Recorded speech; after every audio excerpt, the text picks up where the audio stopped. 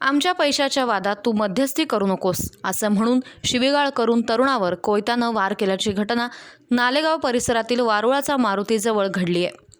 याबाबतची माहिती अशी, अरुण रखमाजी कदम वय वर्ष 39 राहणार वारुळाचा मारुतीजवळ नालेगाव हे त्यांच्या घराजवळ असताना गणेश उर्फ बजरंग बाबाजी चितळे हा त्यांच्याकडे विशाल कदम याने मला मारलं असं ओरडत पळत आला। तेव्हा अरुण कदम हे गणेश चितळे यास घेऊन विशाल कदमकडे गेले।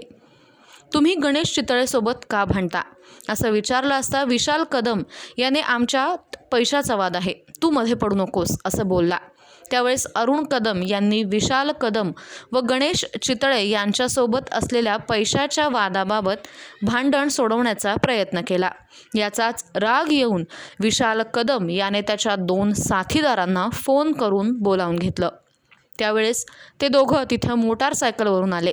त्या 2 अनोळखी साथीदारांनी येऊन शिवीगाळ दमदाटी करत कोण विशाल कदमला नडतो असं म्हणत त्यातील एकानं गाडीच्या डिक्कीतून कोयता काढून अरुण कदम यांच्या खांद्यावर आणि उजव्या हातावर वार केले।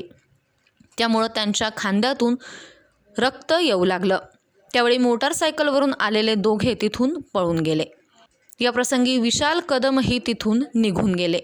या प्रकरणी तोफखाना पोलिसांनी अरुण कदम यांनी दिलेल्या फिर्यादीवरून विशाल कदम आणि त्याच्यासोबत असलेल्या 2 अनोळखी इसमांविरुद्ध गुन्हा दाखल केलाय।